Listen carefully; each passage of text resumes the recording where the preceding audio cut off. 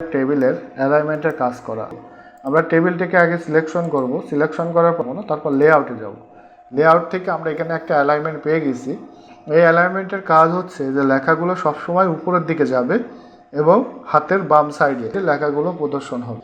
এবার এটা যদি ক্লিক করি তাহলে লেখাগুলো সবসময় উপরের দিকে হবে।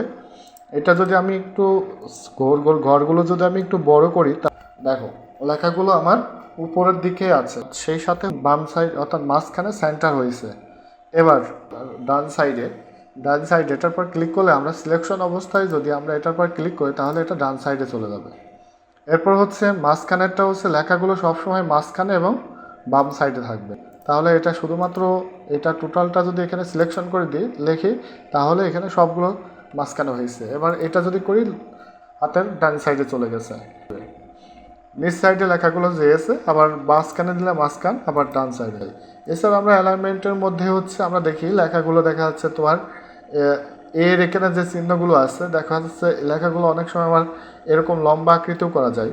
করতে হলে এটার ক্লিক করব, তারপর এটার পর যদি আমি ক্লিক করি এটা আর এক রকম আসবে, এটা আর এক রকম, মানে প্রত্যেকটা বিভিন্ন রকম স্পেসিফিক সেন্স হতে থাকবে। লাস্টে আমি এক পজিশন আসলে এখানে হচ্ছে সেল। এই অ্যালাইনমেন্টের ভিতরে এখানে বিভিন্ন রকম টপ বটন এগুলো সমস্ত কিছু সেল আকারে থাকবে।